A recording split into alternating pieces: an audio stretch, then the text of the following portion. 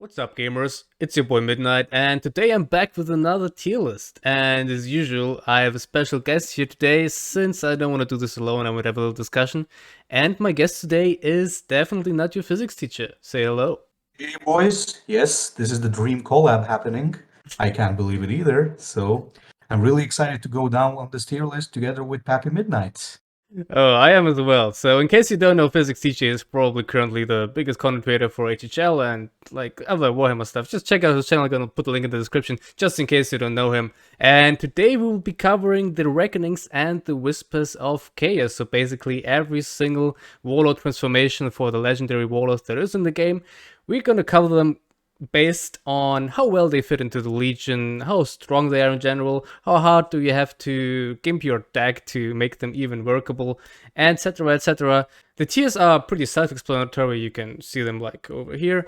And I'd say without further ado, let's jump right into it. So the first one on our list is of course the Sons of Horus and the Warmaster Horus, the the Whispers of Chaos of Horus Lupercal. It starts at 20 energy, I believe, and it gets reduced by 1 every time you play a Chaos card. He gets 1 attack, and his ability becomes 2 energy, deal 3 damage, and stun the target.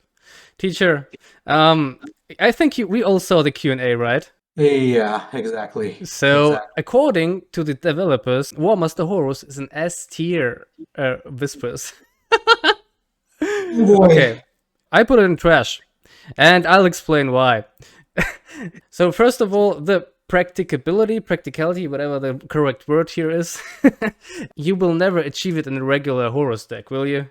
I don't think so. Like, honestly speaking, the only thing that I like about this Whispers is that lore-wise it's kind of cool. Like, you're forced to slowly fall to chaos, but when it comes to like using it, no Sons of Horus deck is gonna be full chaos because Sons of Horus have like tons of really good cards, and replacing them like with shit from chaos isn't really good. And the problem again is that even if you go down to like 10 energy, even if you transform, you gotta wait a turn again to use the ability. It's just too damn slow, forces you to build around it, and it's not even a good build. And the reward is not even that powerful to Not deal really. with. I mean, it's cool, but Not at that's it. all.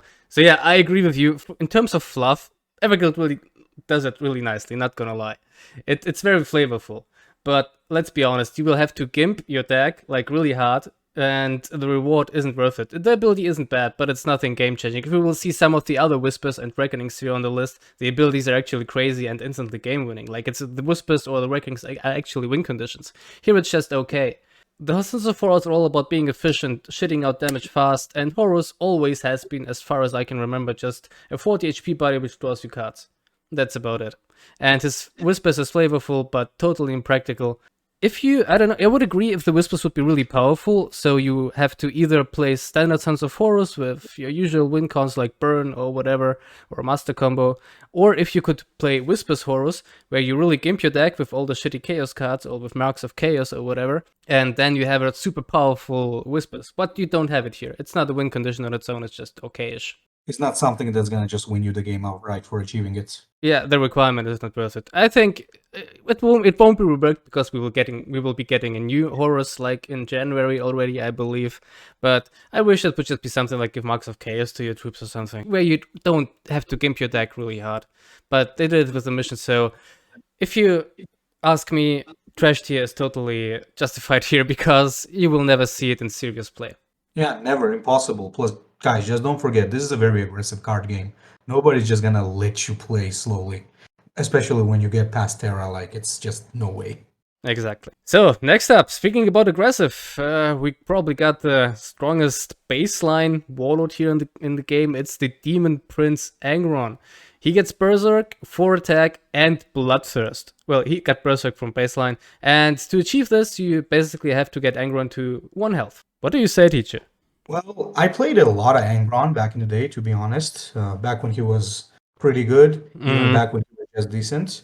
On paper, it seems like a pretty bad one, but it's not. Honestly speaking, when you play with Angron, you have a lot of tools to damage yourself. Yep. Meaning that often you would get this Reckoning on and you would really just finish the game with that. If I would play like 20 games, I would say I would get the Reckoning in 12 at least. Just Really? to on average. But I think one of the things that really hit Angron was the nerf to the health that Reckonings actually give and the Whispers. Yep. So that kind of ruined the whole Orders from Terra combo. I wouldn't say I would say it's like decent. It's not something that I ever feel is not worth losing that one card in your starting hand. But it's definitely not good enough to be pretty good or hella good. Nah. But I don't think it's meh either. I think it's okay. Yeah, I for would say. meh, it's. I think it's a bit. The problem is, I'm a bit conflicted between meh and decent here. Meh because, as you said, the nerf hit really hard, so you really need something like Manifest Destiny to make it last more than one turn. Because you won't have it more than one turn otherwise. You will hit twice and that's about it. Then you will die or your opponent will die. It's very thematic though. Angron has to attack and you always go face anyway. It's it's built in, you either achieve it or not. It's like a very nice Joker card, and from there on it's not bad to have it, as you said. So I agree with decent here. It's not meh, you will get it most of the game. You can't really build around it, it just happens or it doesn't. And as you said, World-Eaters have a lot of ways to damage themselves, volcanic instability even. You play it in Angron, strike and fades, counterattacks, a lot of stuff to help achieving those whispers, and they can win you games. Not very often though, from my experience, but as I mentioned, you have Manifest Destiny to play around it a little bit, so let's agree on decent here. Yeah, I would say you also make a good point by saying that like World Leaders pretty much build around that anyway, so it's not damaging your base build in every way anyway. You're still gonna have tools to do that. So yeah, definitely. You don't have to gimp your deck, and that's a big plus here. Next up, my favorite daddy, it's Demon Prince Fulgrim. So it starts at 16 cost, and you reduce the cost by 1 every time you trigger Perfection. It transforms into Demon Prince Fulgrim. You get 1 attack, and his ability becomes 2 energy, deal 3 damage, and heal 3. Very good ability. I, on my end, played a lot of Fulgrim, one of my favorite Primarchs, honestly. And these Whispers I really love these Whispers. They reward you for playing the Emperor's Children correctly, so to say, with the perfection. It's super satisfying. Like, when you're playing perfectly, and I put it in hyphens, like when you trigger perfection every turn, you can safely play it on 8 energy or something like that. 9 energy, and then maybe with Drilling Sight you can instantly use the ability. It's actually also a win condition in certain decks. For example, when Perturabo was popular, this automatically won you the game because he can't outburn you. Same with Horus sometimes. So it is a win condition. Against hyper aggressive decks, like of course Khorne, it still doesn't happen. But if you're playing a long game, which somewhat contradicts with the Emperor's Children playstyle, since they also kind of want to ramp into a big shit fast and then have also a lot of access to damage tactics. But Fulgrim can play a bit slower. You can basically adapt. You either ramp up and win the game pretty fast, or if your hand wasn't that great, you just go for the perfection, go for the whispers, you can decide more or less. And the whispers are super good, the ability is super great. It's not something super broken, but getting rid of his whispers form as your opponent is quite difficult at times.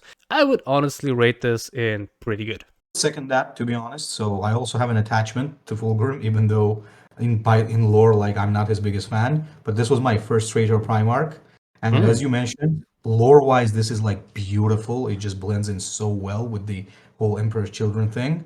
And on top of that, I really love the Whisper's power as well. I mean, it's kind of like gives you that sadistic Fulgrim Slanesh thing where you slowly whittle down and heal up by enjoying in their, like, basking in their pain. And yeah, I do agree that achieving it is not that difficult. I got it in most of my games, unless like it's really Khorne just going nuts on me. So yeah, definitely a pretty good Reckoning. Maybe it's not as good as some that we're gonna see, but definitely a pretty good one. Yeah, definitely a pretty good one. You won't achieve it that often, honestly, because, as mentioned, it contradicts a bit with their playstyle sometimes.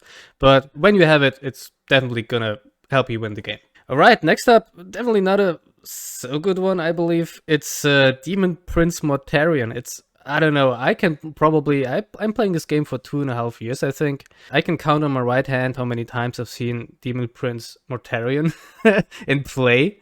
He gets poisonous, unstoppable, and his ability becomes to energy heal 4, and he also gains 1 attack. To do that though, yeah, it starts at 20 cost, and it reduces its cost by 1 every time you poison a troop, so any troop, doesn't have to be the enemy's troop. Oh boy, how many times did you see Demon Prince Mortarion in action, dude? Well, not often. I gotta be honest, like, I wanna be biased right now, but I cannot be. I love Mortarion, I love his whispers because it's very thematic, I love the voice lines, I love the abilities, but Like, I played a lot of Mortarion, and very rarely, you know? Only way this would happen if it was like I was playing against a Corvax, who basically gave me my Reckoning for free. Oh, true, That's true. one. Yeah. The other is like the opponent drops like a magical Ornatos Barge, and you just do the Cloud, and you also have the stun in hand, and it just really needs a perfect setup. And I'll be honest on another point, even though he's really overloaded in terms of abilities like Poison, Attack Boost, and Heal, often, even if you have the Reckoning, it's better to stay in base form because Yep. that stuff is just so good. Like, Yep. I'll be honest, if you're playing a Mortarion Mirror, the one who's gonna go into Whispers is gonna lose because the Exactly. other is gonna keep the Death Shroud stunned. So yeah, I don't think this. It's better than Horus for sure, but not good. That's Yeah, better. Yeah, I don't know. I'm conflicted here between meh and trash. I just kind of agree. It just doesn't happen way too often, and the base form is kind of better. it's it's like an emergency card, but for an emergency card, you will barely get it. It's not an emergency when you were able to control the board for so long that you were able to poison over 10 troops. So that means you had control for a while, and Death Shroud's already on the board. I guess if you're playing a burn matchup or something, it can save you, but honestly, when you're playing a burn matchup, you aren't able to poison 10 troops. I'm kind of tempted to put it in trash because you like never see it. You can't build around it, and it kind of never happens. It's not that bad though. It can win you games, but I saw it maybe like once where it actually was super beneficial. I can remember one game exactly, like I'm not exaggerating, one game where I played against Mortarion and where Whispers actually won him the game. Yeah, so I don't know. I mean, I've had cases where I actually won because of the Whispers. It's just, once again, you know, the problem is the game has grown a lot since it was released. I'm not Mm, saying for good or for the worse, but the fact is there are now Whispers and Reckoning just that just dwarf this one so much. Either in trash on top of Horus or in Mac on the bottom of the yeah, list, basically. I'll probably put it in Depending trash on like because yeah. yeah, it's not happening often enough to make it worthwhile. It's that card in your hand most of the time. Yep. All right, and these were already the Isthmin 3 Primarchs, so we're not gonna see them after 1 month. No, we're gonna see them for like Horus is gonna be gone in January, I believe, and then some of them. I don't remember the exact timeline here, the timeline, the roadmap, I think but it was like Horus, Mortarion, Angron, and Fulgrim. yeah. So definitely, I wanted to do this tier list before they were put out because then we're not gonna see them ever again. Hopefully, they didn't fuck them up, and hopefully, we'll see something more interesting for Horus, and hopefully, Fulgrim. Hopefully, Daddy won't be complete garbage. But I have this gut feeling that they're gonna be OP anyway. But okay, let's continue, my friend. Next up is the Lord of Iron. It's Perturabo's Whispers, and his ability becomes to energy Siege and put in play an Iron Circle. Iron Circle is this 8/8 robot with frontline. He also gains 1 attack, but that's not so substantial. And to achieve that, you have to kill off at least 5 troops during your turn. So it starts at 15 and -1 cost every time a troop dies during your turn. So I played a couple of Whispers Perturabo. It's honestly not that bad. I would actually argue it's better than Demon Prince, Mortarion, and Horus. So I would put it in meh, because if you want to play like the meta deck with Perturabo, it's probably going to be something with Burn, and you're not ever want to transform into a Lord of Iron unless you want to heal for 5 for some reason. But it's not going to be hard to achieve without actually building your deck around it. But the thing is, building your deck around it is also not too bad. It's just not as effective as the Burn variant. It's just kind of fluffy and cool. So it's achievable if you want it, but it's not necessarily better than the, say, meta Perturabo deck. So I would put it in there, I think. Yeah, I think it's definitely on top of the trash guys. One of the other reasons is that even if you don't build a deck around the Whispers or whatever, you still sometimes achieve it because the virus bombs and all of that stuff. I've had a lot of cases where I just got it on the typical burn Perturabo just from like the barricades and all the Mm, other stuff. So yeah. it's definitely achievable. If you achieve it, it's okay. It's not like something too crazy, but towards the end of the game where maybe people with you and your opponent are kind of worn out, you could definitely just do this for a surprise 8/8. So I think yeah, it's a mech one. It's not trash. It's not Yeah. great, but it can work Yeah. sometimes. I mean, the ability itself is not bad. As far as I remember, when you transform, you get an Iron Circle for free already. It's Oh yeah, you definitely, saw one already. Oh, yeah, that's a good point. That's a good point. So you basically drop an 8/8. Yeah, yeah. that's also another good point for sure. Maybe it's even decent. The thing is just, as mentioned, we're kind of rating it on the meta perspective. So and the meta deck for Perturabo is still burn, and we rarely see it, so it's not really incorporated into the game plan. And if you're playing the burn deck, you kind of want to stay in your baseline form. And on that energy, if you like, you can maybe get it to 8 at best in the burn deck, not more. So you still wanna. I mean, you can then throw your fucking nuke and then transform. I guess that also works. I don't know. I'm conflicted between decent and meh, but given that you will rarely get it in a regular Perturabo deck, I'd say meh. You know what? Let's just give it decent, actually. Because Yeah. just dropping an 8/8 outright maybe deserves the bottom of the Yeah, decent. I guess, yeah. Because you get it instantly, it deserves decent. Let's agree on that, because not many Reckonings do that, so you don't get something once you play it. You usually just heal 5 or get stealth, that's the best. Here you get the troop instantly. So, Whispers Perturabo, try it out. Next up is a pretty interesting one. It's Omegon, it's Alpharius' twin brother. And you get him, I think it starts at 12, and you get it as soon as you reveal that you're Alpharius.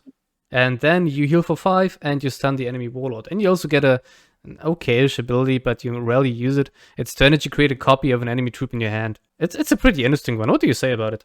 Well, there are a couple of things that this has going for it. So number one is that you don't really have to do anything to really Yeah, it just get ticks it. down. The only thing that it kinda forces you to do is go into Alpharius mode early. But then again, if somebody's playing an Alpharius Alpha Legion, that usually means that you're instantly gonna Alpharius anyway. Yeah. Because I haven't seen many Alpharius decks that just stay in base form and transform into Alpharius later. So mostly this is gonna be starting to tick as soon as possible. And from what I see, when Alpha Legion players use this, I don't play a lot of Alpha Legion, but when I've faced good ones, they always use this as an extra stun rather than Yeah. for its ability. And it's like basically something you have, an extra card that's gonna give you healing, stun the enemy warlord, and it's gonna give And you then just an okay-ish ability. Maybe you're gonna steal the Raven or something, you yeah, know? I think I never used the ability. I just used it basically when you're really into late game when it costs not much. You play this, and then you play one of many and transform into Alpha Legionary again. You heal 10, and you stun the enemy warlord. That's like the play with it. It doesn't win you the game. It's just very convenient, I'd say. So that's why I said it's a bit different. And it's fluffy again, so I don't know. It's not super powerful, but I'd give it pretty good because it's very, very playable. And I would say that it's pretty good just because it doesn't really give you any disadvantages. That's pretty yeah, much what it is. yeah, It's exactly. just free. Yeah, it's basically free. You just have to prolong the game as long as you can, and then you will achieve it at some point. And you then get a free stun and a heal. So pretty good. Let's agree on that. Next up, oh, the Manus, the Drat of Low Terra, Konrad Curze. I swear, dude, if I had a dollar for every time I read on Discord or Reddit that someone complains about Nighthunter being OP, like, oh, I can't play troops, infinite stealth, I'd have like $50 or something. Like, for real. So we got Nighthunter here. You basically get it on 10 energy. Curze doesn't have Whispers per se. He just has a 10 energy card, Madness, which transforms him into Nighthunter. Upon transformation, he gets Stealth, Sneak Attack, and Battle Honor. When he kills something, he gets Stealth again. That's why people complain about it. You basically equip Mercy and Forgiveness, and then you can attack for 4 for free.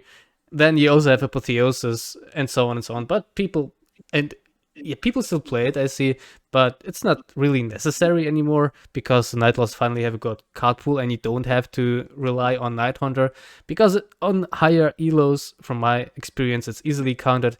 Your opponent knows from the get-go what you're doing. He will save his stuns and his anti-stealth for the moment you transform into Nighthunter, and he will save every attack he has against the Nighthunter for you when you transform into Nighthunter.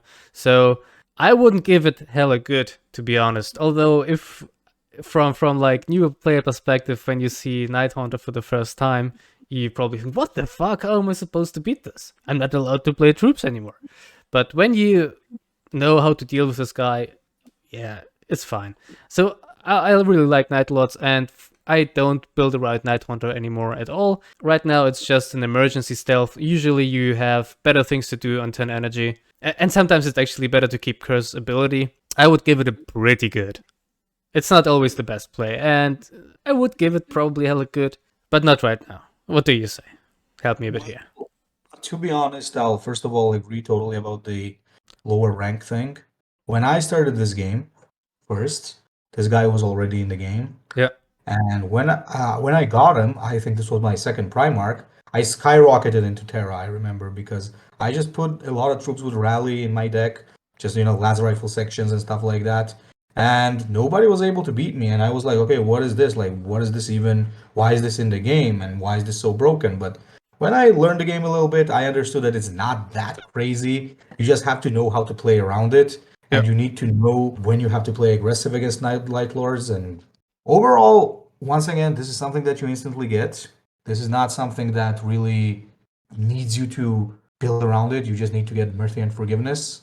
Yep. And all you really have to do is just wait it out, put it on. It's just that, as you said, it's not something that's outright going to win you the game if your opponent knows what they're doing. I would also agree between pretty good or hella good because it's just a pretty good thing. It defines the Night Hunter and it doesn't really force him to build around it because, as you said, you're no longer even forced to put in Apotheosis into your deck. I mean, it's kind of better than Omegon. Let's be honest. Oh fuck it, let's give it a hella good because it's still a win condition to some extent, and against some matchups it just outright wins you the game because your opponent can't do anything. So it's not as good as it used to be simply because the game evolved, as you mentioned earlier, but it still certainly somewhat defines him. So it would just be unfair to put it in the same spot as Omegon. Maybe we should put Omegon in decent then I would put it in pretty good, but Omegon is just super convenient and you don't have to trash your deck around it.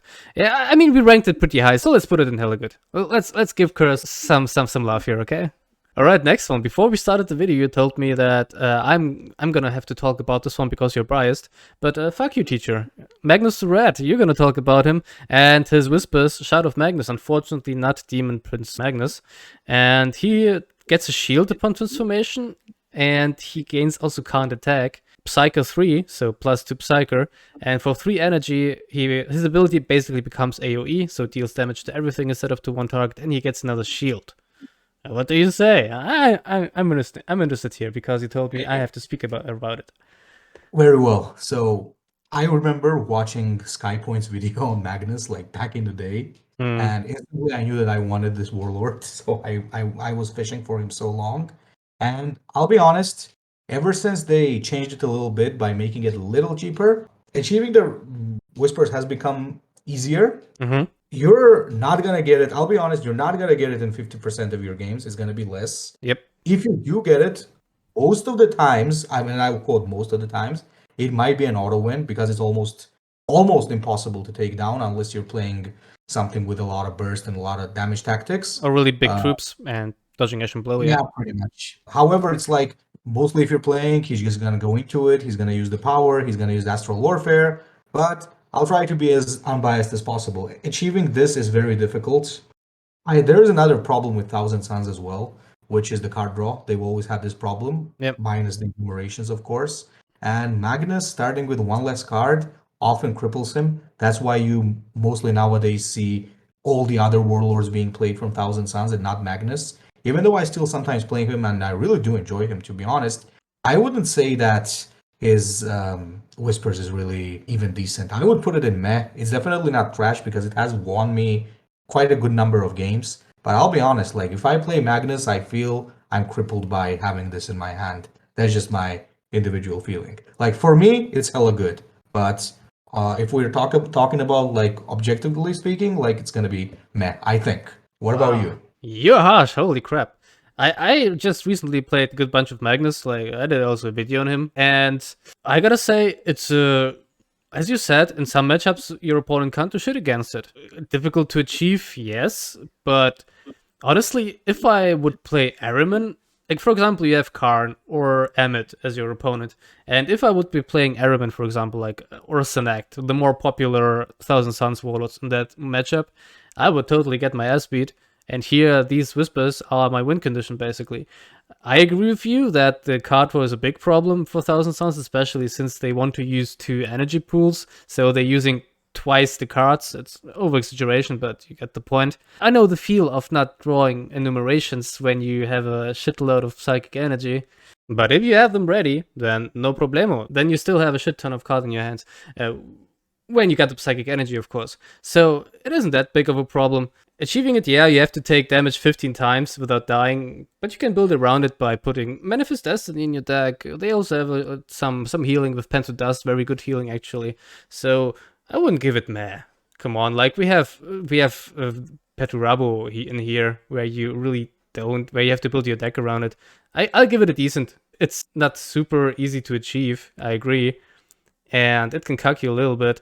Yeah, you want an extra card in hand instead of that maybe, but it can win you games, and it's also a very decent ability. Quite random, but nonetheless, it's a very heavy defensive tool.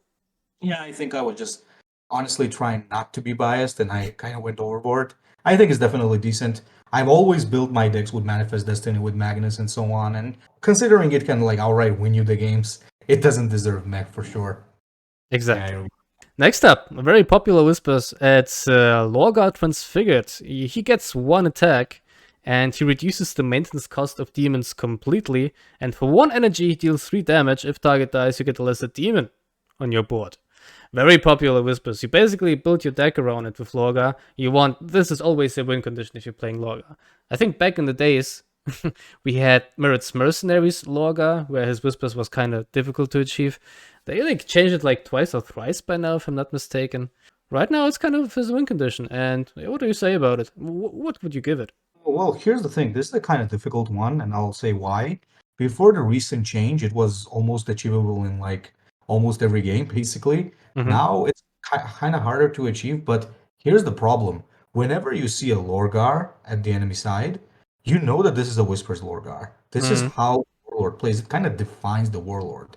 And even though I honestly think that Lorgar is certainly not in a good place right now, because mostly when I see that Warlord, I very rarely lose. It's just kind of the only thing that he has. Yeah. That's what Lorgar basically has. Every other word bearer Warlord is better, minus the Whispers, right? So because of that, I would even say it's hella good because it just defines the Warlord itself. It doesn't make him like very strong in the meta, but like that's what he is. That's why I think it might deserve hella good. Good point, yeah. Because Lorgar is actually, I think, the shittiest Primarch. Yeah, he is the weakest of them all. It's also very fitting, by the way. Yeah, lore-wise, I mean, because his baseline form, well, maybe Khan is a bit weaker. I'm not sure. So yeah, his Whispers is always his win condition. And hard to achieve? Well, displace civilians twice into Destiny's hand. That's how you usually do it. And if your opponent doesn't have a board clear, you win. Or if your opponent plays a troop deck, you win. Hella good? I'd say yes.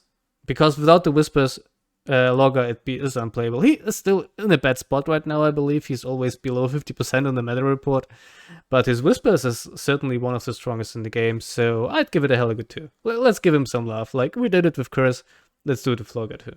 Next up, he doesn't have a Whispers per se. It's Kabanda and his special card is General of Khorne, which transforms him into the General of Khorne. He now has 3 baseline attack, and he gets an ability. He still keeps the Berserk and the Unstoppable, which puts in play 2 Bloodletters. Very strong ability. But guess what? It starts at 16 cost, and he has to attack a troop at least 6 times to get it to 10 energy. And then he doesn't get the Bloodletters like Perturabo does with the Iron Circle. He then still has to attack. So you have to get it to at least 8 to be able to play it and use the ability. Oh boy, I played a lot of Kabanda, and I tell you, you get it in like, I'd say in 500 games, 5 times. Maybe 10 times. It depends on the matchup. If it's a Cambodia's meta, then you will get it, yeah. But, bro, it contradicts with his playstyle quite a lot. Not because he's not attacking troops, he attacks a lot of troops, but Runestorm has very limited healing options. They now got the Harbinger, this 3/7, which heals every time you give it a mutate, but it is a very conditional healing. You can play a Oneness of Tiska, but that gimps your deck. You got the Poxbringer, I believe is the name, the 3/5, which heals for 1 on Relentless, so not particularly good in my opinion. And yeah, after you attack the troop 6 times, you're gonna be pretty beat up. And Kabanda wants to play aggressive anyway most of the time, so you want to end the game as quick as possible. So his Whispers really was a nerf, yeah. I remember when he was released without a Whispers or without General of Khorne, he was pretty nuts. And when his General of Khorne was like added to the game, people were like, "Whoa, what the fuck is this form? And it's so broken. It didn't need any buffs." It's not a buff; it was a nerf because he starts with one less card now, and you will very rarely get General of Khorne. And while having a really heavy requirement, it doesn't seem like that, but it do be like that, man. The ability isn't that strong. You have to play your Whispers, then you won't be able to use it most of the time.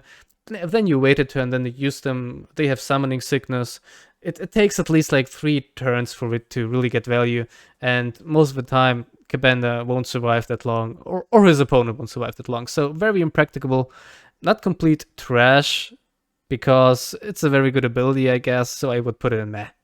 Yeah, I think you read my mind. Honestly, the thing that I wanted to say was that Everguild, man, we know what you did there. There was a very technical and very subtle nerf that they did to Kabanda. He was out of control, and they really, really did a clever move. But honestly speaking, I think for any experienced player, it was clear what they did. They technically just nerfed the guy.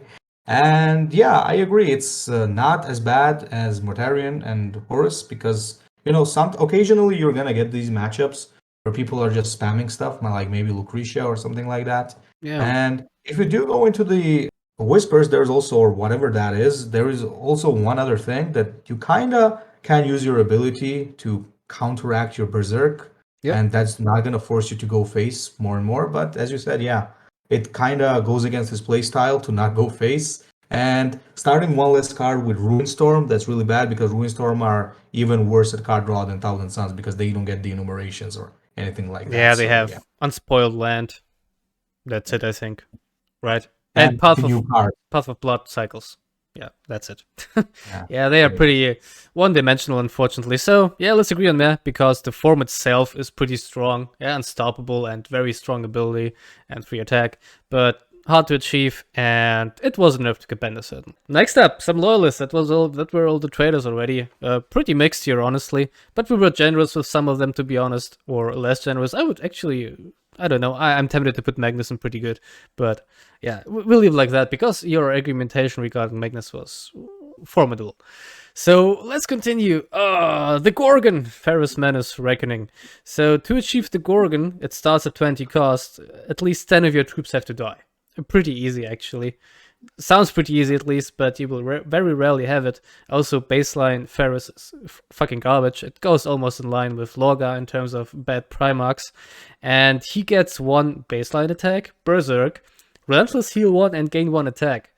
Actually, it's a strong baseline form, not gonna lie. Unfortunately, when you play Ferrus, you have to put shit on the board instead of putting on equipment like you do with Centaur. So usually, you can of course run servo arms and the Dusan Carpus and all that, but it kind of contradicts this playstyle. Then if you play less troops, you won't be able to reach the Reckoning. But if you have the Reckoning and all that equipment, you're a fucking beast. But I saw that maybe once or twice in my lifetime. It kind of happens by itself. Problem is Ferrus himself and his card pool, in my opinion. Not the Reckoning.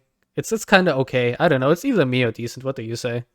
Yeah, I think you made a good point by saying that Paris is the problem, actually, not the Reckoning.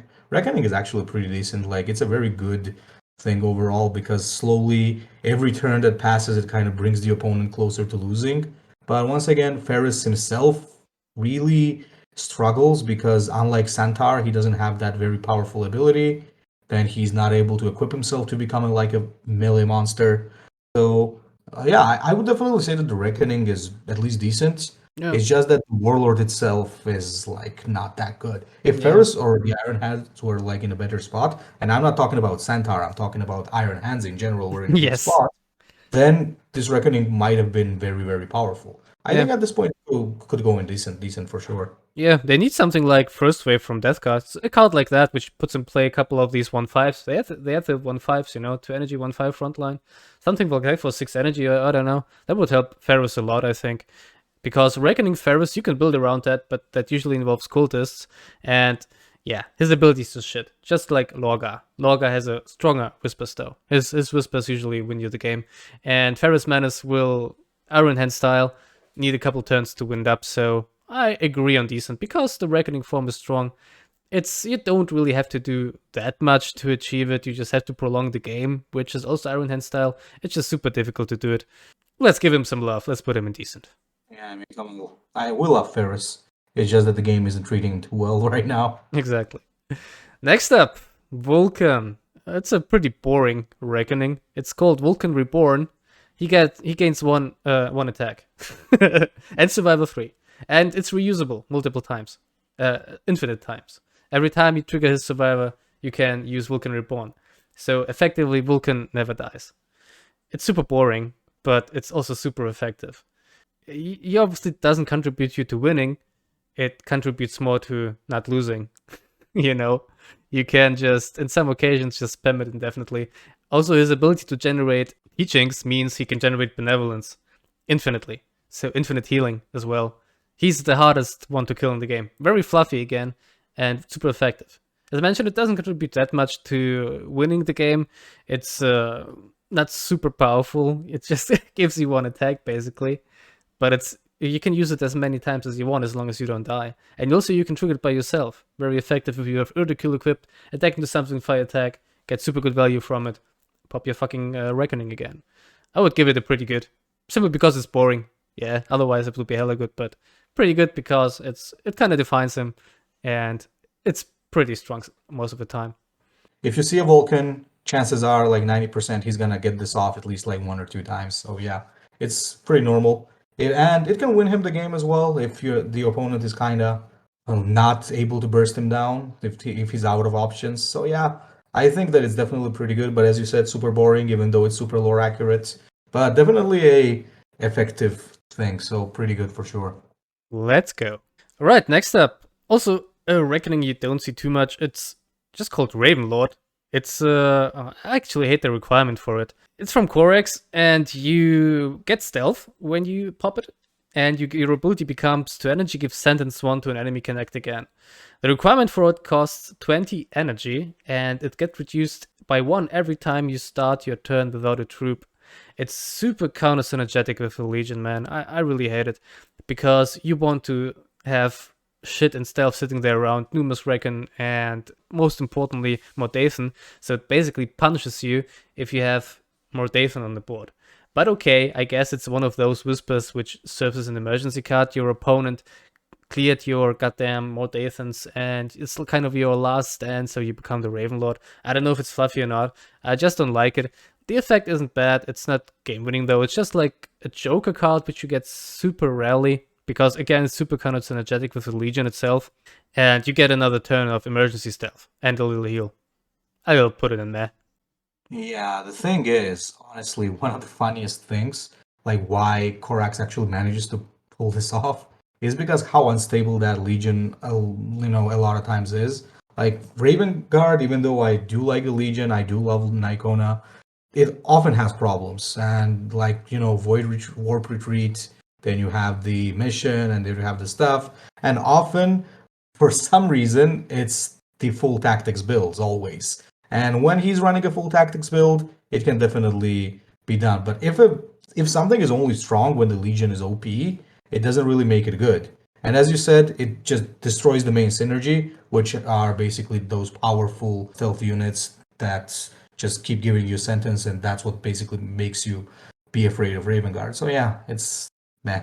Yeah, the A lot ability of people might think that it's crazy, but it's not. Yeah, well, it also guarantees you 7 damage next turn.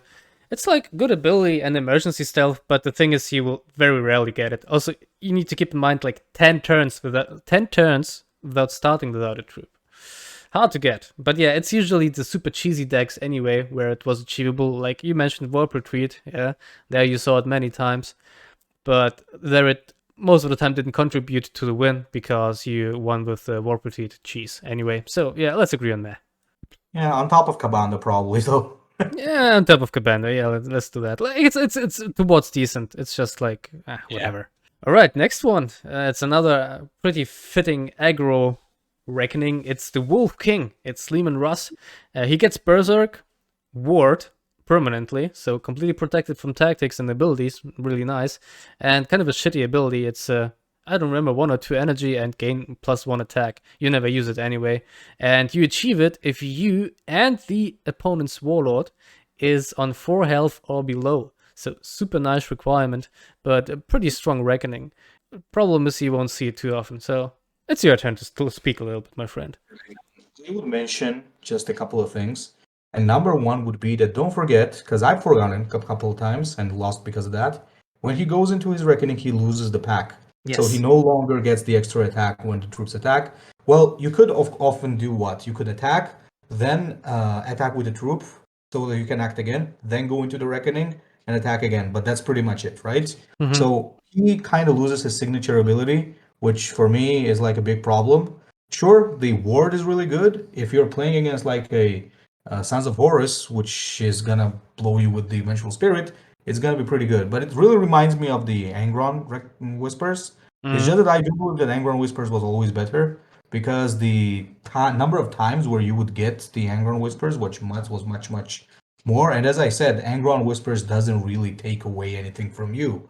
While this, it kind of does cripple you. Once again, there's another problem.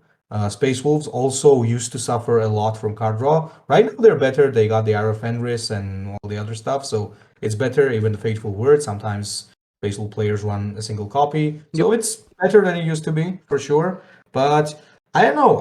I would say it's definitely not up there with the good ones. It's definitely worse than the Angron one. Either it has to go to meh or decent, in my opinion. I would say it's definitely below Angron, that's for sure. It's definitely below Angron, I agree too. I would put it in meh, simply because the requirement is so nice and the ability is shit. Sure, baseline is super strong, 4 attack, ward, but the requirement, both on 4 health, most of the time what you will do is like use your pack combo, then you are on act again, then you transform, and then you basically just land the final blow with it. But that's 1 out of 50 games maybe. It's fluffy, I suppose, like when the duel is about to end and both are in the tough spot and about to die. It's probably refers to his duel with Magnus, I suppose. But in terms of playability, meh. Yeah, honestly, I played a lot of Leman Russ. I remember that was like something, a bit of a meme, like a self-punishment for playing some warlord. I don't remember. I made a stream. I'm gonna play Leman till 4000 because I played, I don't know, a Titan or a Knight. I don't remember. It was like a funny thing.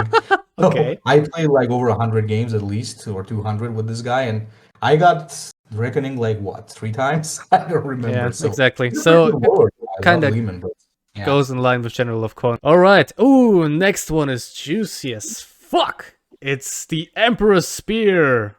It's Valdor's Reckoning, and he starts at 18 cost requirement, if I'm not mistaken, and it goes down by 2 every time Valdor kills a troop. So not like a Bender attack troops, he has to kill troops, but it only has to be 4 to get it to 10. He gets first strike, 1 attack, and insane ability, 1 energy, gain +1 attack, can act again for this turn. Holy moly. If not the requirement, this would be hella good, like above hella good, because if you ask me, this is probably the strongest Reckoning in the game. Because this guy can burst you down from how many HP? So like, because the Legion cards really support him so nicely. Paragon Spear, Halls of Terror, Auric Mortalis, etc, etc. You have so many ways to buff his attack, to give him Bloodthirst, of course, if you run Paragon Spear. When you achieve this, when you're in the matchup where you can achieve this, and you run reasonably high health, like what you can do is, for example, attack into something, you're already really low, but you got your Reckoning to 10. You attack into something, then you put on the Precognition card, what's a preternatural skill, heal a little bit, then Halls of Terror or something like that, and then play your Whispers. And then next turn, your opponent's gonna shit himself, because you're gonna go like Paragon Spear, then buff up 4 times, then Halls of Terror, then buff up 10 more times, do an Auric Mortalis in between. Holy moly, like this thing wins you on the spot, and he also gives you like this badass voice line. What was it? If you have any last words, you may speak them now, or something like that. If you have any last words, speak now. So badass and so strong. I would put it in hella good, but the requirement, is kinda ass. Although it's only 4 troops, but it depends a lot on the matchup. You can of course build around with Displaced Civilians and Melgator, if you see where this is going, and Shadow of the Throne. But holy moly, he already has a bit of trouble sustaining himself because he doesn't have his baseline form doesn't have first strike, and many Custodes troops have first strike, like Tribune and the new Clematis. I don't remember the name. The 5 energy 6/6 guys, hunting eagles. Usually, you want your troops to kill stuff, not you, because you don't have first strike. Why would you slam into something if your troop has first strike? So yeah, the requirement is kind of hard to get, but it's justified, man. Because as mentioned, I think this is the strongest warlord transformation in the game. That quote, yeah, definitely one of my favorites as well. I do believe that is against Magnus when he says, like, if you have any last words, I will ensure that it reaches the Emperor's ears. Yeah, that I one. love it. And as for the thing, I'm going to support it to pretty good, and I'll tell you why. There's another thing that I've always felt against Valdors that really kind of makes me shit my pants when I'm against him. You know that if you give him enough fodder, he's going to transform. So he makes you double think dropping anything on the board. Like if you have something low health that is pretty effective, let's say you got some horse occultists or whatever, I don't know, for some reason, and you want to play a turn 1, you kind of get to think twice because you know that he has a counterattack. He's got a lot of flank units. He's got a lot of ways to buff his attack. So you're always afraid to just drop something because you know that there's going to be consequences. So just for instilling that fear into the opponent, I would say that also kind of makes it pretty good because it also disrupts your play in a way, I would say. Yeah, you kind of have to count a little bit because, as mentioned, if you let him have it, with Paragon Spear especially, then yeah, good luck. Anyway, let's put it in pretty good. It's kind of hard to achieve, you don't see it too much, but the baseline is extremely strong and can instantly win you games. Like, if you give him one turn and you can't stun him, or if you can't precog yourself, then, as mentioned, good luck surviving. Off to the next one. It's the Avenging Sun. It's Guilliman's transformation. He gains 1 attack, and his ability becomes 1 energy, draw a card, and deal damage to the target equal to its cost. Pretty random. And the requirement is 18 cost, goes down by 1 every time a troop dies during the opponent's turn.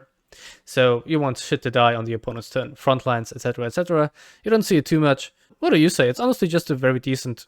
It's Ultramarine, it's mid. It's a decent late game option, to be honest. It's definitely better than Angron's, that's for sure. Because honestly speaking, with the Ultramarines, they got a lot of front lines. They got a lot of annoying troops in general, like stuff that generates stuff that heals you, stuff that gives you front line, stuff that buffs other things. So they always kind of force you to remove it. So mostly Guilliman does end up getting his reckoning, not in all of the games, but somewhat decent amount, I would say.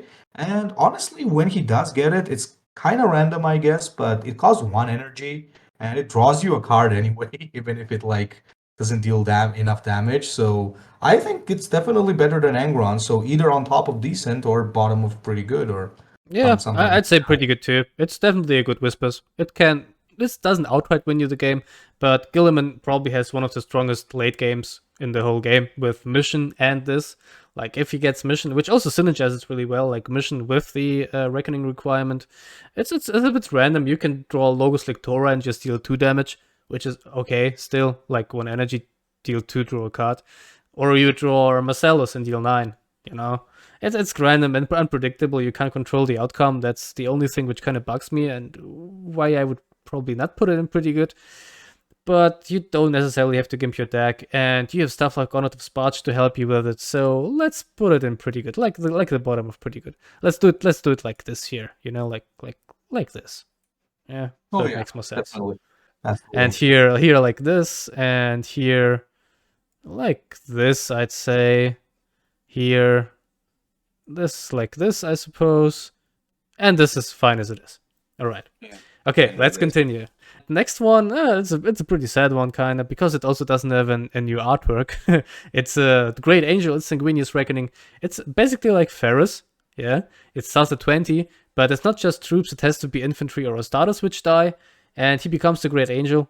Doesn't get anything, he gets an ability which deals 3 damage to the enemy warlord. He loses his passive, which is unfortunately pretty good, and he gets a permanent Requiem. If something dies, he gets permanently +1 attack. I played a good bunch of Sanguinius lately, and his Reckoning doesn't really give him any benefits. He has the same problem as many high initiative Primarchs without card generation or built-in draw, that he simply, this cucks him quite a lot in the early game. It's just a panic button, which you kind of want to play when you're in a tough spot, when you have nothing better to do, which is really not often the case. It's fairly powerful, not gonna lie. You can combo it with shit like Goldstones, and if you have Blading Carmen, then you can kill your opponent in one turn. But unfortunately, it doesn't work as the devs thought it will work, or maybe it's supposed to be like this shitty Joker card, I don't know. But he's an aggro warlord most of the time. He kind of wants to go face because of his passive, and I don't know, Whispers are usually, and Reckonings are usually bad on these kind of warlords, except if there's something which triggers on low health, like Angron's. The ability also is, I don't know, kind of unimaginative and doesn't add anything. It's just good against shit you can't hit, like Corax, or a precogged warlord like Nessau, or a Thousand Sun one. Most of the time, the requirement really, having the requirement card in your hand really hurts you more than having the Reckoning in the end. So it's not completely garbage like Horus, but I would put it in there.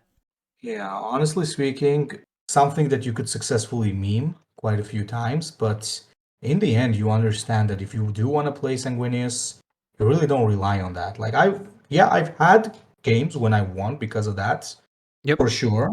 But if you like compare it to some of the other ones, it just doesn't scale up, because Blood Angels, if they're gonna beat you up, well, they're gonna beat you up without using that. Mostly that's how it's gonna be. And one of the reasons why Raldoron just tops him is because of the extra card, because of that he also gets his bonus card, which is that Arcane of Wisdom or whatever. But in the end, you gotta think which is better, that Reckoning or the extra card. And for Sanguinius, I think the extra card would still do it better. So we agree on that, I guess. Yeah, pretty much. Alright, next one. It's a bit like Nighthunter. Honestly, it's somewhat the same playstyle. It's the Warhawk. Jagatai Khan's Reckoning. He gains 1 attack and sneak attack. Baseline. It starts at 18, I believe, and it gets reduced by 1 every time you start your turn without a troop. It's just like Corax. It's copy-pasted. Just a bit less cost. Every Jagatai Khan deck revolves around this card. By itself, it's probably hella good. Without this, Jagatai Khan would be unplayable. I would say even worse than Ferrus in Lorgar base form, because it's fucking garbage. Like, the ability is 2 energy sneak attack, so you have to act to deal 2 damage. You don't bypass frontline, you can't bypass precog, and you also start with 1 less energy with Jagatai. The very high initiative doesn't do anything. You still technically go second every time, and you also give your opponent still the counter attack, which would help him a lot. What makes it, of course, really good is it's pretty easy to get. You can get it on 8 energy just by playing normally, basically. You don't even have to play only tactics deck, but your flankers mostly will die either on your turn or on the opponent's turn, because he wants to clear them, which is relatively easy since they're all low health. And if you equip the Dao, if you got your skilled rider, all the equipment ready, then you're gonna have a lot of fun, obviously, yeah? Oh, I don't know. Do we want to put this in hella good, like Curze? Well, I have a couple of things to say. Well, first of all, yes, it's definitely easy to achieve. I think one of the good things that EG did to him was that they changed his Reckoning. Before it was like if you would end the turn without troops, now it's start the turn, which is better because now you can just play a unit that the enemy is definitely going to remove. Like if you play a fast unit, of course your opponent doesn't really want to leave that. So it's more effective. The whole thing with Jagatai, like that very high initiative, like you automatically buff your opponents, so the Warlord has some serious problems. But I think that there is one thing that he has worse than Nighthunter for sure. And that's the fact that when you play Jagatai Han, if you go against like Mortarion or Calibdecima or Modrim, it's an automatic loss. True. With Curze, it's not an automatic loss because he also has good troops and he's not forced to omit those troops from the deck. Jagatai is forced to do that because he mostly needs tactics, he needs cycle, he needs self-buffs, and he needs only fast troops. So get a Calibdecima as your opponent, you're done. With Nighthunter, it's not the same case. Especially if it's against, like, for example, Mortarion, because you go stealth, you maybe Decima is worse, but you know what I mean. So I think you don't rely on it. Going pretty good. I don't think it goes in hella good just because it cripples the Warlord. So true, so true. Let's put it in pretty good. All right, next up is the Lion. It's the Reckoning of the Lion. And his ability becomes to energy. What was it again? Like, give adjacent units +1/+1 if you don't control any troops, draw a card, I think, yeah? I'm not right. exactly sure. I saw it quite often, but I only used the buff part. I think if you have no troops, you also draw a card, right? Yeah, if it's an empty board, he draws cards and he can act again, so he can kind of fill up his hand with it. Ah, yeah, so it's a pretty good one, definitely. And he also gets 1 attack. His requirement is pretty easy. Starts at 14 energy, -2 energy every time one of your troops completes a quest. Okay, I played a good bunch of Lion. You usually get it only in the mission deck reliantly, yeah, but then it's also, like, it's pretty good. I don't know what to say. It's just, it doesn't really cripple you because Lion has built-in draw, and you can't reliably get it because sometimes your opponent plays around quests nicely. But it can serve you as a panic button. It can serve you as a win condition. It's nothing super crazy, honestly. I would simply put it in pretty good. It's just overall decent. I don't even know what to say here. It's just a very good reckoning. I don't know. That's like they reckon that they actually did pretty well because it's exactly what it's a pretty good reckoning. I mean, doesn't cripple, easy to achieve, a reasonable reward for sure, and yeah, it's pretty good for sure. Yeah, okay, great we agree here. Not much to say here. Line, pretty good. Okay, next up. So on the card it just says Rogel Dorn, but I'm pretty sure it's supposed to say the Praetorian of Terror or something like that. It's the Reckoning of Rogel Dorn. He gets 1 attack as usual, and on resolution he creates a Stone Gauntlet in his hand. That's this free energy card which deals damage to enemies randomly for every bastion you have on your units. He also buffs his baseline ability a little bit. It goes down to 1 energy and now gives 3 bastion. Oh boy, I played a good bunch of Rogel Dorn before I played Sanguinius, and it's not too shabby, dude. It's not too shabby. It's definitely not like Lion, because it's harder to get, definitely, yeah. It's a bit win more, but it plays very nicely into their playstyle of the Imperial Fist, where you don't want to be aggressive, you want to be the opposite.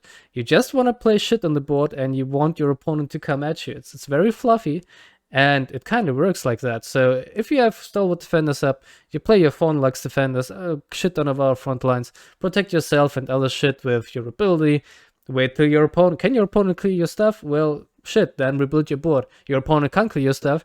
Okay, you still don't do anything. You maybe do a trade or two. Don't face bash at all. Just wait it out.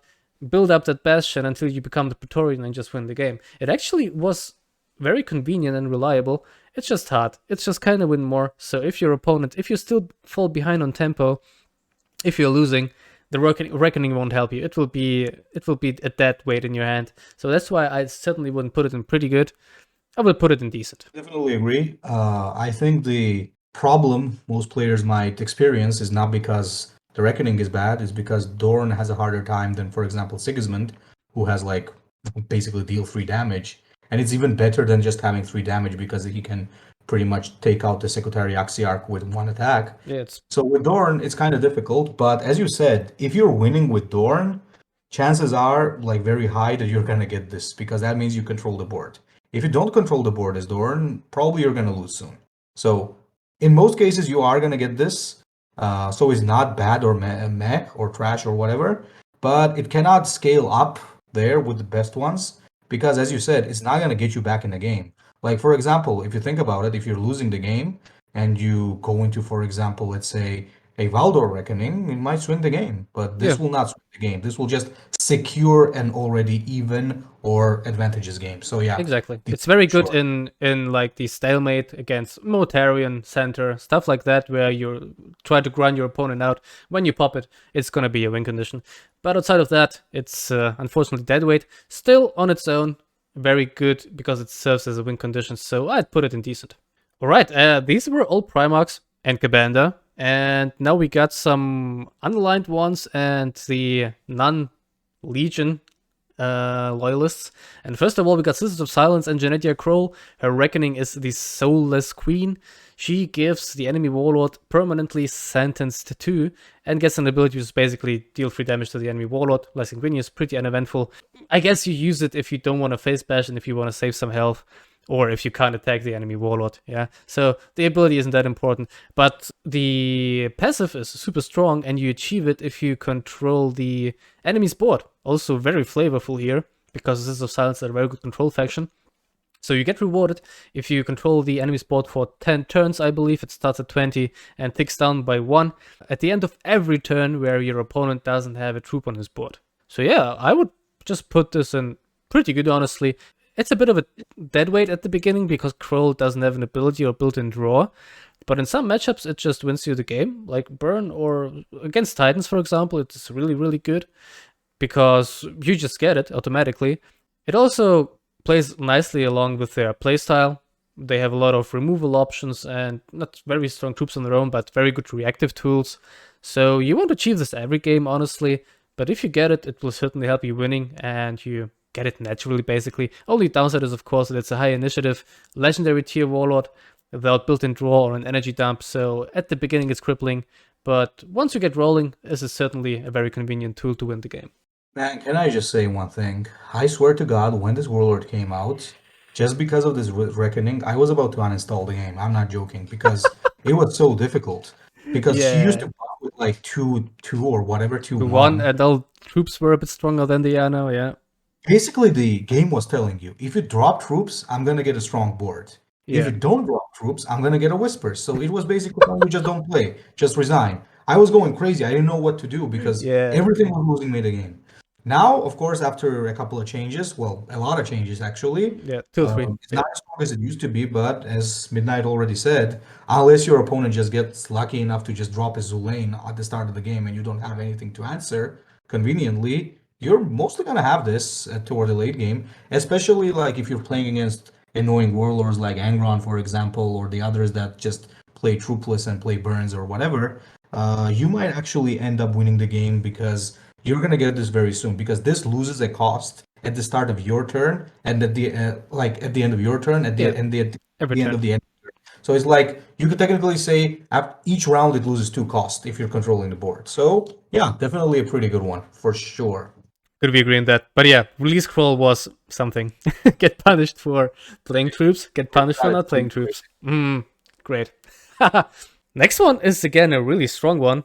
Baseline. It's also a bit hard to achieve and the warlord is a bit weak, but it's the Region of Terror. It's Malkador's Reckoning, and he doesn't get one attack, but he gets a fucking nutty ability. For 2 energy, you get to choose a seal and add it to your hand.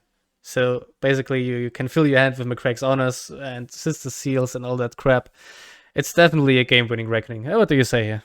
Yeah, well, I play a lot of Malkador, to be honest. I just love the Space Gandalf, but here's the thing. I gotta be honest with this one. I don't know who believes in it and who doesn't. I believe in luck, and I'm a very lucky player in general. Those of you who watch my videos and streams will know that. The amount of seals that I get is retarded. And if you're Okay. lucky like that, yeah, sure, you're gonna have this every other game. And the Reckoning is like an admin mode, pretty much. But here's the thing. So this basically requires you to play 2 seals in order to get like to 10. Yeah. The other bonus that it has is that you can first use Malkador's ability, baseline, and then transform, which a lot of people forget to do, Yeah. including myself. But it's pretty good. However, the thing is, if you drew like 2 seals with Malkador, big chances are you already won the game because most of those seals are just game winning anyway. But I think this is a pretty nice complementary card. Plus, the Sigilites do get a ton of card draw. It's never really their problem. And, it's also about like the guessing game, how well you're going to guess what your opponent is gonna be doing so that you can get those seals, but then you have to draw the seals. So the problem is first you gotta generate, then you gotta draw, then you gotta use. So it's like a lot of steps. But I could not put this in like decent because it's just too game winning. Like it just when the opponent just puts it on, it's It's just a game win. second to Valdor. It's probably second to Valdor in terms of strength. Maybe alongside with Lorgar. Something along these lines. It's super strong, this form. It's nutty, because seals are just nuts. You don't even have to use them the turn you generate them. You can bank up like 2 or 3 of those 7 damage seals. Since you get to choose them, you don't just get a random one. So you will never get to choose the shitty ones. You will always just keep generating board clears, and your opponent won't be able to do shit. Even if he's ahead, you will just gonna heal 7 every turn or something like that. So yeah, let's agree on pretty good, because it's somewhat like Valdor. Bit hard to achieve, but once you get it, you're gonna have a really good time. Alright, next up, we got Branson. Also, it's not called Reckoning or Whispers, it's called Dreadnought Interment. Again, very fluffy. He gets this when he triggers his Survivor, and he heals 5 as usual, gets 1 attack, and he gets also decent ability here. Deal 2 damage to the enemy warlord for 2, which is whatever, or destroy a troop for 2, which is pretty good.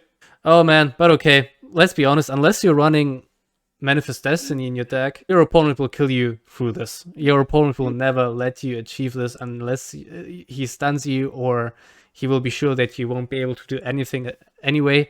Only way to trigger it yourself is by playing Rod by War. This is the only way how the, what are they called, the Orphans of War are able to do damage to themselves, because when you transform into this, you also want to use the ability at the same time, and you won't be able to use it if you attack into something and then trigger it. It has a very nice use, unfortunately, and most of the time your opponent will kill you through this, as I said. I played a lot of Branson, like really a lot. It was one of my first legendary warlords. Without Manifest Destiny, which is also a liability in Offensive War because it's a mid-range faction, you want, especially with Branson, to play troops every turn. It doesn't really contribute to you winning. It, again, like Vulkan, contributes to you not losing. I'm a bit conflicted between decent and meh here. You will very rarely get it. It depends on your opponent if you get it or not, basically. It's very hard to trigger it by yourself, but it's fairly strong, so I'd probably put it in decent, I guess. I'd say it definitely goes somewhere there. This is one of the other cases where it really depends on how smart your opponent is, or, okay, let's not be harsh, how experienced with the game your opponent is, because if this is like a new player, they probably don't know what's gonna come, and they're gonna be reckless, and you're gonna get it, and then you're just gonna win the game. But here's the thing, if you're playing against like more experienced players, if you're playing in like high Terra, even low Terra, or maybe in top 50 or so on, people are just not going to let you get this because they're going to count, okay? People know how to count there, and they definitely know what you have, and they're not going to give you a chance to get it. And even if you do, it's not something that crazy. It's good. It's definitely good because it can take out any troop of the choice, and if there's like no troop, it can still be used like on the opponent's face. But it's not a game-winning one. I would say decent in terms of the fact that it's a pretty good reward and it's still achievable. I guess it's not like something that kind of cripples you at the end of the day, like, or something that is just meaningless. So yeah, decent, maybe bottom of the decent. Yeah. Like It's yeah. I'm also tempted to put it in meh, honestly, because in my last games with Branson, I literally never got to use it. So it goes in line with that. I got it less than Sanguinius Whispers, honestly. Okay, what do you say? I would put it in meh. Yeah, let's put him in a meh one. Okay, let's agree on meh. Kinda hurts, but up here is... Oh, dude, Ferrus too. Like, looking at the others... Yeah, Magnus is certainly better than this. Ferrus kind of belongs here, let's be honest. And Dorn, like, here. And you go, like, here, okay? Let's put it like that. So, in the tiers... This also has some meaning here. Let's do it like that. Honest, though, I think Sanguinius does go above Kabanda because Oh yeah, true. Yeah. And actually it goes like here. Yeah, I forgot about Sanguinius. This is probably in line. This is good. Okay, the last one here, and arguably, I would say the strongest also. That's the best reckoning in the game. Yep, that's the best reckoning in the game. Not like Valdor in terms of the power of your reckoning form, but the whole package. It's the Arch Betrayer. It's also the special card. It's also called Arch Betrayer. It costs 30, and it gets reduced by 2 every time you play a duplicitous troop. And you become the Arch Betrayer. Yeah, you get 1 attack, and the fucking nutty ability. For 2 energy, you can steal. Forever. Not for 1 turn. An enemy troop with 5 or less health. You win. It's a win button. Win a game, I fucking hate it, man. So, Luthor was like super fucking boring before they introduced this, obviously. Yeah, it was just, his baseline is like -3 attack for this turn. You very rarely used it. It was just the 40 HP buddy, where you played mid-range, Zoo, Defenders of Caliban, and the usual stuff. Now it's actually win condition. Now, it doesn't always win you the game, yeah? It's only good... In some matchups, it's an auto-win. Like, if you're up against Salamanders and you were able to get it, yeah, which is hard against Salamanders, especially against Cassian or something like that. But it's doable, then you win the game. If you're up against any fucking mid-range matchup where your opponent is relying on troops, you fucking win. Your opponent didn't burst you down fast enough. Your opponent is fucking reckoning Gilliman with mission on. Don't matter, you steal their fucking troop every turn anyway. And while you can still play stuff in your own. What I really don't like about this is that it's as binary as the Defenders of Caliban, super rock, paper, scissory. what speaks for it in terms of this tier list is that it's super easily achievable. You don't have to gimp your deck. Maybe you put in 1 or 2 more duplicitous troops in that, like Malkiel, which you wouldn't necessarily play, or Sork even, or these 2-3 guys which draw a card. Usually you don't see them in Defensive Caliban too much, but here you want to play them because they complement your Reckoning. I saw guys on High Terra even playing shit like the 2-2 sneak attack guys or main decking the 2-3 duplicitous starters.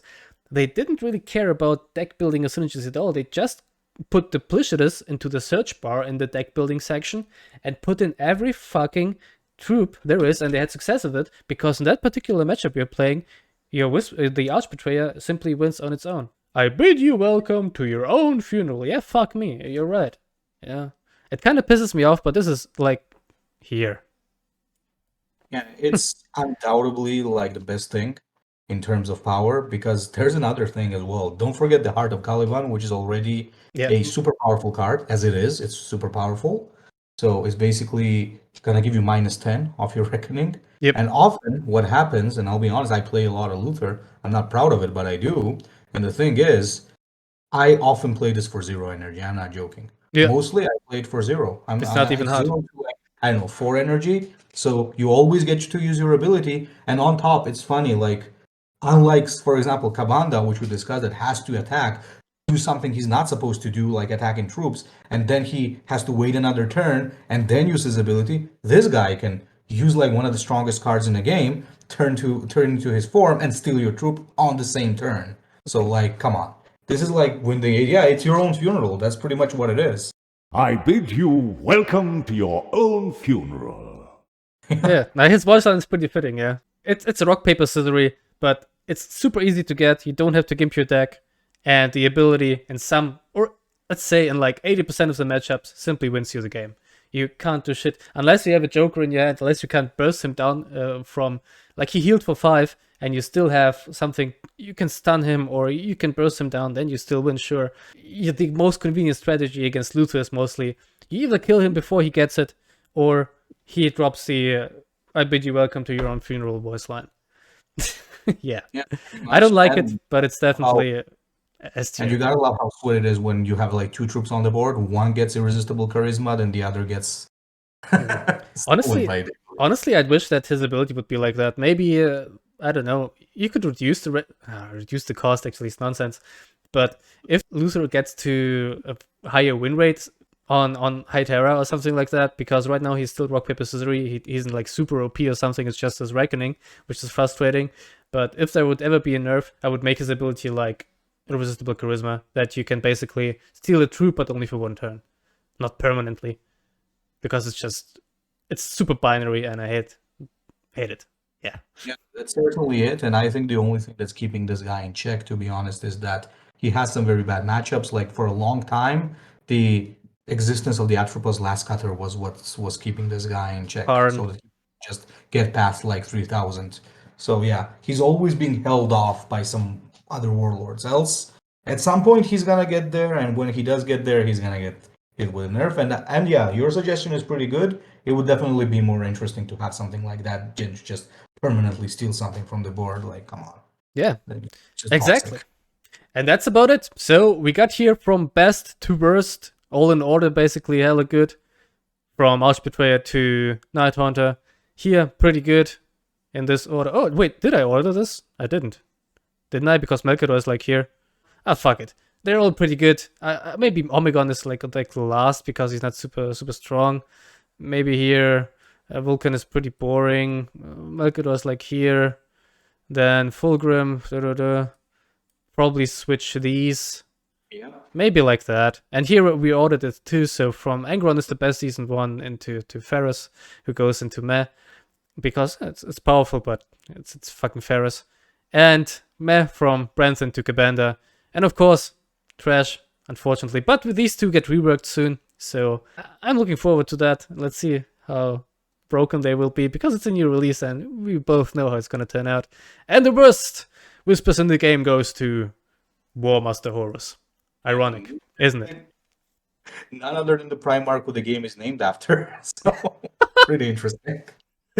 All right. And that's about it. That's our tier list from your physics teacher, definitely not your physics teacher, sorry, and Mr. Midnight, Whispers and Reckonings and Warlord transformations in general. Not gonna be up to date in 1 month from now, but I wanted to do this as I mentioned before the expansion drops because I wanted to cover the soon-to-be legacy warlords as well. And I hope you guys enjoyed. As mentioned, check out your physics teacher if you don't know him yet. So you'll probably have been living under a rock, but the link will be in my description. And physics teacher, of course, big thanks to you. It was an honor. Thanks for coming. Hope to do this again sometime. Maybe you can call me for a collab too, huh? Oh, I mean, why not? I think we should look forward to that. Yeah, we'll see how this video does. Whatever. Anyway, guys, as you see, we're both tired. And it's time to go boo-boo. I'll see you guys soon. Midnight out.